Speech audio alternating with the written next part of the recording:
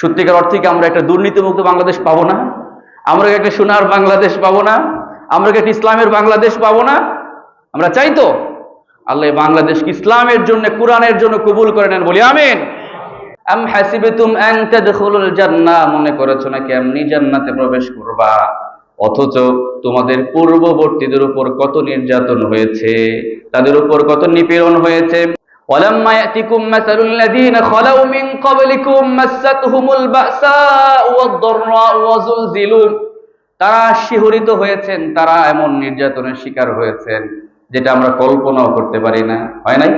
নবীদের উত্তরসূরিদেরকে, নবীদের উম্মতদেরকে কত নির্যাতন করা হলো, এমনকি এত বেশি নির্যাতন করা হয়েছে রব্বুল আলামিন বললেন হাত্তা ইয়াকুলার রাসূল ওয়াল্লাযীনা আমানু মাআহু মাতা নাসরুল্লাহ। নবীদের অনুসারীরা তো বলেছে মাতা নাসরুল্লাহ, আল্লাহর সাহায্য কখন আসবে, এমনকি নবীরাও বলেছে। নবীদের ধৈর্য কম না বেশি? ওই যে বলেছি না এর আগে 950 বছর নূহ আলাইহিস সালাম দাওয়াত দিয়েছেন, ধৈর্য কম না বেশি? বেশি। আয়াত ওই সময় নাজিল হয়েছে যখন কিনা বিশ্বনবী সাল্লাল্লাহু আলাইহি ওয়াসাল্লাম তিনি মক্কায় দাওয়াতি কাজ চালাচ্ছিলেন, আর তার উপর নির্যাতন হচ্ছিল, সাহাবায়ে কেরামের উপর নির্যাতন হচ্ছিল, তাদেরকে ঘর বাড়ি ত্যাগ করতে বাধ্য করা হচ্ছিল। ঠিক ওই সময় সাহাবায়ে কেরাম হতাশ হয়ে পড়ছিলেন যে এত নির্যাতন কি সহ্য করা যায়? বেলালের মতো সাহাবীকে সারাটা দিন ওই মরুভূমির রৌদ্রের উপরে 50 ডিগ্রি প্লাস তাপমাত্রার উপরে একটা মানুষকে যদি সারাদিন শুয়ে রাখা হয়, পাথর চাপা দিয়ে শুয়ে রাখা হয়, এটা শাস্তি কম না বেশি? সাহাবায়ে কেরাম কেমন নির্যাতন করা হয়েছে, তখন তারা প্রশ্ন করেছিলেন যে আল্লাহর সাহায্য কখন আসবে। তখন আয়াতটা নাজিল হলো, জানিয়ে দেওয়া হলো তোমাদের চাইতেও বেশি নির্যাতন হয়েছে পূর্ববর্তীদের উপর, তারাও তো ধৈর্য অবলম্বন করেছে। প্রিয় ভাইয়েরা, এই শাস্তির মধ্য দিয়ে, ধৈর্যের পরীক্ষা দিয়ে রব্বুল আলামিন মুমিনদেরকে বিজয় দান করে, ঠিক কিনা বলেন? যেভাবে আজকে ধৈর্যের পরীক্ষা দিচ্ছে, ইমানি পরীক্ষা দিচ্ছে আমার ফিলিস্তিনি ভাইয়েরা, 70 বছর অধিক সময় ধরে ইমানের পরীক্ষা তারা দিয়ে যাচ্ছে।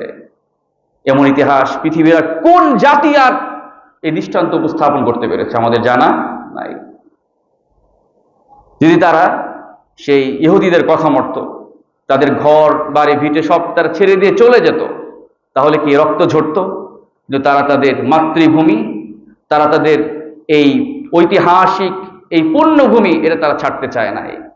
জীবন চলে যাবে, রক্তের বন্যা বয়ে যাবে, তারপরেও তারা ওই ইহুদিবাদী শক্তির কাছে, নাসারাদের কাছে হার মানতে রাজি না।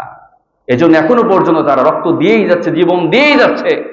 এরপর এখন পর্যন্ত তারা তাদের সেই মাতৃভূমি, ইসলামের পুণ্যভূমি তারা ছেড়ে দেয় নাই, ঠিক কিনা বলেন প্রিয় ভাইয়েরা? একদিকে পৃথিবীর সর্বাধুনিক মরণাস্ত্র দিয়ে তাদেরকে মারা হচ্ছে, আর তারা কি করে? সামান্য ঢিল ছড়ে, পাথর ছড়ে, এগুলো তাদের অস্ত্র। চিন্তা করেছেন কত বেশি ঈমান হলে ওই বুলেটের সামনে, কামানের সামনে বুক পেতে দাঁড়িয়ে দেওয়া যায়, ঠিক কিনা? ঠিক একইভাবে যে সাহসের এক ভূমিকা আমরা দেখেছিলাম আমাদের বাংলাদেশেও, দেখি নাই? এই যে আগস্ট মাসে আমরা কি দেখলাম, জুলাই মাসে কি দেখেছি? ছোট ছোট ছেলে মেয়েরা যেভাবে বুলেটের সামনে, এভাবে অস্ত্রের সামনে দাঁড়িয়ে গিয়েছে, এরপরে তো আল্লাহ একটা বিজয় দিয়েছে, ঠিক না? তো বিজয়কে যদি আমরা সত্যিকার অর্থে সাফল্য মণ্ডিত করতে চাই, তাহলে আমাদের অনেক পথ পাড়ি দিতে হবে, ঠিক না? কিন্তু আমরা অনেক সময় হতাশায় ডুবে যাই যে বিজয় যেভাবে তারা প্রাণ দিয়েছে, মনে হচ্ছে, মাঝে মাঝে মনে হয় যে বিজয় কি মাঠেই মারা যাবে।